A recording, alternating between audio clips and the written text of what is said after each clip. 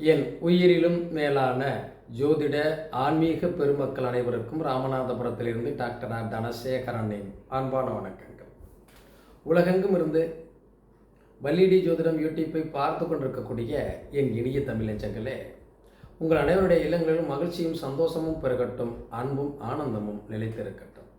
இந்த அற்புதமான தருணத்தில் உங்களோடு பயணிப்பதில் பெருமகிழ்ச்சி அடைகின்றேன். நிறைய நேரங்களில் நிறைய காலகட்டங்களில் நாம் ஒவ்வொரு ராசியாக பார்த்துக்கிட்டு இருக்கிற போது சில ராசிகளுக்கான பலன்களை சொல்லுகிற போது மக்கள்கிட்ட இருந்து நிறைய வரவேற்புகள். இப்போ ஒவ்வொரு ராசியாக வந்துட்டு இருக்கோம். காலபுருஷனுக்கு 3ஆம் இடம் என்று சொல்லக்கூடிய மிதுன ராசி, மிதுன லக்கணத்தில் பிறந்தவர்களுக்கான பலன்களை இன்றைக்கி நம்ம பார்க்குறோம். பொதுவாக இந்த மிதுனம் 3ஆம் இடம் காற்று ராசி, அலைக்கற்றுன்னு சொல்லுவோம். காற்று, அதாவது தொலைத்தொடர்பு, இதையெல்லாம் அதுக்குள்ள தான் வரும். இந்த மிதுன ராசியில் பிறந்தவங்க, மிதுன லக்கணத்தில் பிறந்தவங்க இரட்டை குணம் படைத்தவர்கள் அப்படின்னு சொல்லுவோம். இன்னைக்கு இருக்கக்கூடிய குணம் நாளைக்கு இருக்காது. ஏன்னா இப்போ ஒருத்தட்ட இன்னைக்கு நைட்டு நம்ம இதை செஞ்சிடலாம் போயிடலாம் சொல்லுவாங்க. காலையில் முடிவை மாற்றிக்குவாங்க. இரட்டை குணம் படைத்தவர்கள் அப்படின்னு சொல்லுவாங்க இல்லையா? அப்படிப்பட்ட குணத்தை படைத்தவர்கள் தான் இந்த மிதுனம். மிதுனத்தில் ரொம்ப ஒரு சிறப்பான விஷயங்கள் அங்கே இருக்கு. மிதுனம் புதனுடைய வீடு. நான் அடிக்கடி சொல்றதுண்டு, மிதுன லக்கணம் மிதுன ராசியில் பிறந்தவங்க படிக்கவே இல்லைன்னாலும் அறிவு புத்தி திறன் பலமாக இருக்கும். படிப்பு கம்மியாக இருந்தாலும் சிறப்பாக செயல்படக்கூடிய ஆற்றல் இருக்கும். மிதுனமும் கன்னியும் நிச்சயமாக பிழைத்துக் கொள்வார்கள் அப்படின்னு சொல்லுவாங்க. வாழ்க்கையில் உயர்ந்துருவாங்க. கம்மியான படிப்பாக இருந்தாலும் கூட தன் புத்திசாலித்தனத்தால் தன்னுடைய அறிவை பயன்படுத்தி, புத்தியை பயன்படுத்தி வாழ்க்கையிலே ஜெயிச்சிருவாங்க அப்படின்னு அடிக்கடி சொல்றது. இந்த ஒரு வகையான வாய்ப்பு மட்டுமல்ல அவர்களுக்கு. மிதுனத்தை பொறுத்தளவில் காலபுருஷனுக்கு 7ஆம் இடம் என்பது குருவோட வீடு. தனக்கு வரக்கூடிய மனைவி அறிவு சிறந்தவர்களாக, புத்திசாலிகளாக, எல்லாம் தெரிந்தவர்களாக இருப்பாங்க. அப்படின்னா என்ன? வளைந்து கொடுக்காதவர்களாக கூட இருப்பாங்க. ஸ்டைப்பாரோட இருப்பாங்க. மிதுனத்தை பொறுத்தளவில் அது ராசியாக லக்கணமாக இருந்தாலும் 2ஆம் இடத்து அதிபதி அங்கே கடகம் வீடு, சந்திரன் வீடு. அது தனஸ்தானம். தனம், வாக்கு, கல்வி, குடும்பம். இந்த 2ஆம் இடத்தினுடைய அதிபதி சந்திரன் பலமிழந்து இருந்தால் பொருளாதாரத்தில் உங்களுக்கு கஷ்டம் இல்லையா? 5ஆம் இடத்தினுடைய அதிபதி சுக்கிரன், பாக்கியஸ்தானம். சுக்கிர பகவான் பலமிழந்தாலும் இவங்களுக்கு பூர்வீகத்தில் பிரச்சனை இருக்கும். 9ஆம் இடத்து அதிபதி சனி. சனி பகவான் பலமிழந்தாலும் இவங்களுக்கு பிரச்சனை இருக்கும்.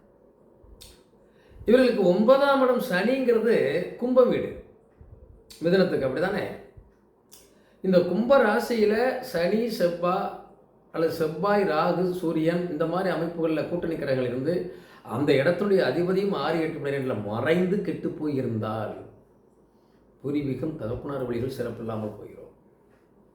திடீர் விபத்துகள், கண்டங்கள், மரணங்களை சந்தித்த குடும்பங்களாக இருக்கும். பொருளாதாரத்தில் ஏகப்பட்ட சிக்கலை சந்தித்தவர்களாக இருப்பார்கள். இப்படி நம்ம படிப்படியாக அதை சொல்லிட்டு போகலாம். இந்த 5ஆம் இடம் பலமாக இருக்கிற போது, பூர்வீகம் பலமாக இருக்கிற போது நம்ம அதான் சொல்லுவோம், சார் நமக்கு ஒரு பானை நிறையா சாப்பாடு இருந்தால் தானே எடுத்து போட்டு சாப்பிட முடியும். பானையில் எதுவுமே இல்லைன்னா நமக்கு ஒரு ஸ்டோரேஜாக துலாம் ராசி மிதுனத்துக்கு இருக்கும். துலாம் ராசி லக்கணத்தினுடைய அதிபதி சுக்கிரன் பலம் பெற்று இருந்தால், அந்த இடம் பாவக்கிரகங்கள் சூழாமல் இருந்தால் நிச்சயமாக அவர்கள் பூர்வ புண்ணியத்தால் மிகப்பெரிய உயர்ந்த இடத்துக்கு வருவாங்க. படிப்பில், வியாபாரத்தில், தொழிலில் எல்லா வெற்றியும் இவர்களுக்கு உண்டு. எவ்வளவு சரிந்து போனாலும், எவ்வளவு கீழே இறங்கி போனாலும் வாழ்க்கையில் ஒரு மகிழ்ச்சிகரமாக வாழக்கூடிய வாய்ப்பை அவங்களால உருவாக்க முடியும்.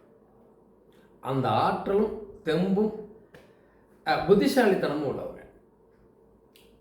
இவங்களை பொறுத்தளவில் இந்த மிதுனத்திற்கு 3ஆம் இடம் சூரியன். இவர்களுக்கு பின்னால் பிறக்கக்கூடிய குழந்தைகள் பாசமாக இருப்பார்கள். முன்னால் பிறக்கக்கூடிய குழந்தைகள் பகையாகவோ விரோதமாகவோ இருக்கக்கூடிய வாய்ப்புகள் உண்டு. ஏன்னா பொதுவாகவே மிதுனத்திற்கு செவ்வாய் இந்த சகோதரத்துக்கு காரக கிரகம் சொல்லுவோம். அப்போ இந்த செவ்வாய் பகவான், சகோதரத்துக்கு காரக கிரகம் சொல்லக்கூடிய செவ்வாய் பகவான் இங்கே ரோகாதிபதியாக வருகிறார், 6ஆம் இடத்து அதிபதியாக வருகிறார். அப்போ உடன் பிறந்த சகோதரர்களுடைய ஒற்றுமை அது சிறப்பாக இல்லை, இனிப்பாக இல்லை, இல்லையா? ஆமாம். இங்கே அப்பா இவர்கள் மீது பாசம் காட்டக்கூடியவர்கள் தான், அம்மா இவர்கள் மீது பாசம் காட்டியக்கூடியவர்கள் தான். இந்த புதன் என்று சொல்லக்கூடிய லக்னாதிபதியும் அப்பாவை கொடுக்கக்கூடிய சனியும் கெடாமல் இருப்பது சிறப்பு. இவருடைய ஜாதகத்தை பொறுத்தளவில் என்ன திசாபுத்திகள் நடக்கிறது? கடுமையான உங்கள் ஜாதகத்தில் யோகாதிபதி அவருடைய தசாபுத்திகள் நடந்தால் மிகப்பெரிய யோகத்தை கொடுத்துரும். அதுபோல இந்த ஜாதகத்தில் உங்களுக்கு மிதுனத்துக்கு லக்னாதிபதி புதன், 5ஆம் இடத்து அதிபதி சுக்கிரன், 9ஆம் இடத்து அதிபதி சனி, இந்த 3 பேரும் கெடாமல் பலம் பெற்றிருந்தால் வாழ்க்கையில் மிகப்பெரிய புண்ணியவான்கள் நீங்கள் தான். பெரியாளாக வந்துடுவீங்க, ஜெயிச்சிடுவீங்க, பொருளாதாரத்தில் உயர்ந்து நிற்பீங்க. உங்களை தடை செய்வதற்கு, தாமதப்படுத்துவதற்கு யாராலும் முடியாது. அப்பேற்பட்ட அமைப்பை பெற்றிருப்பீர்கள் என்பதுதான் அந்த விஷயத்தில் ஒரு முக்கியமான விஷயமா இருக்கு. காலபுருஷ தத்துவப்படி இது 3ஆம் இடம். இந்த 9ஆம் இடம் என்று சொல்லக்கூடிய சனி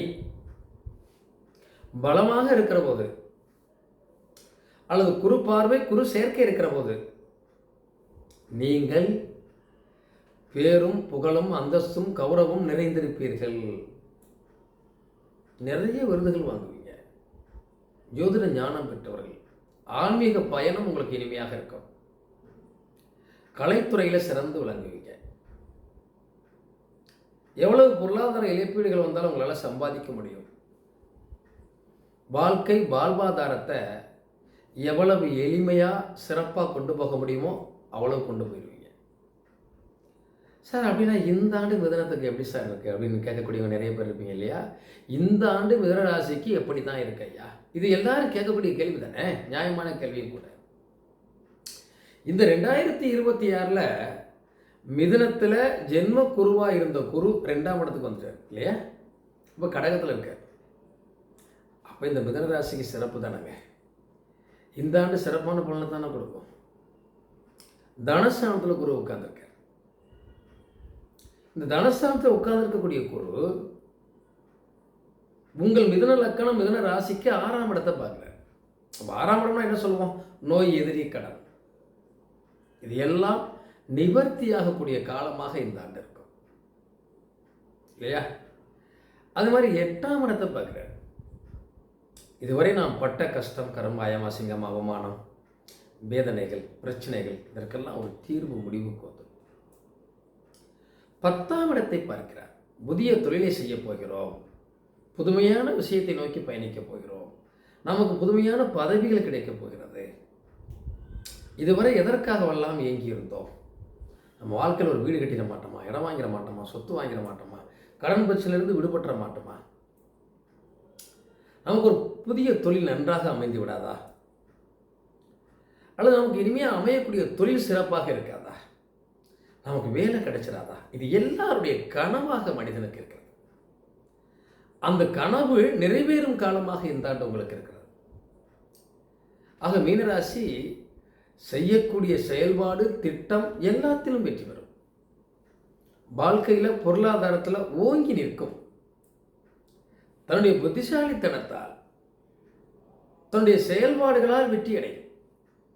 எப்பவுமே மிதுனத்துக்கு 5ஆம் இடம் சுக்கிரன். அப்போ 5ஆம் இடம் என்பது என்ன சொல்கிறோம்? இந்த மிதுன ராசிக்கு புதனுக்கு சுக்கிரன் நட்பு. அப்போ பிள்ளைகளால் பெருமை அடையக்கூடியவர்கள், அப்பாவின் மீது அதிக பாசம் வைத்திருக்கக்கூடிய பிள்ளைகள் பிறக்கக்கூடிய வாய்ப்பு இருக்கிறது. 9ஆம் இடம் என்பது சனி, அதுவும் இந்த லக்கணத்துக்கு நட்பு. எவ்வளோ பெரிய சிறப்பு தெரியுமா இது? லக்னாதிபதிக்கு 5ஆம் இடமும் 9ஆம் இடமும் நட்பாக இருந்தால் வாழ்க்கையில் எல்லாமே கிடைச்சிடும். நான் அடிக்கடி சொல்கிறதுண்டு, ஒரு பரிகாரம் செய்தால் பலிக்குமானால் அந்த 1, 5, 9 பலமாக இருந்தால் பலிக்கும். எவ்வளவு பிரச்சனை இருந்தாலும் அதிலிருந்து மீண்டு விட முடியுமா அப்படின்னா 1, 5, 9 பலமாக இருந்தால் மீண்டு விட முடியும். அந்த வகையிலே மிதுனத்தை பொறுத்தளவில் லக்னாதிபதி புதன், 5ஆம் இடத்ததிபதி சுக்கிரன், 9ஆம் இடத்ததிபதி சனி சொல்வோம், எல்லாமே நட்பு கிரகங்கள் என்பதனால நீங்கள் எவ்வளவு பிரச்சனைகள் வந்தாலும் அதில் வெற்றி பெற முடியும், வாழ்க்கையில் உயரத்துக்கு போக முடியும். அந்த அந்தஸ்து கௌரவத்தை உங்களுக்கு அது கொடுத்துரும். அந்த வகையில் அப்போ சிறப்பு தானே சார் வாழ்க்கை. உலகம் எதை நோக்கி பயணிக்கிறது என்று சொன்னாலும் கூட உங்கள் வாழ்க்கை உங்களை ஒரு உயரமான இடத்திற்கு எடுத்து செல்லும் என்பதில் சந்தேகம் இல்லை. இன்னும் நிறைய பார்த்துட்டு லைக் பண்ணுங்கள், கமெண்ட் பண்ணுங்கள், ஷேர் பண்ணுங்கள், சப்ஸ்கிரைப் பண்ணாதவங்க பண்ணிடுங்க. ஜாதகம் பார்க்கணும்னு நினைக்கிறவங்க இந்த ஸ்க்ரீனில் வர நம்பரை தொடர்பு கொண்டு ஜாதகம் பார்த்துக்கலாம். நன்றி, வாழ்த்துக்கள், வாழ்வாளமுடன் என்றும் அன்புடன் ராமநாதபுரத்திலிருந்து டாக்டர் தனசேகரன். நன்றி.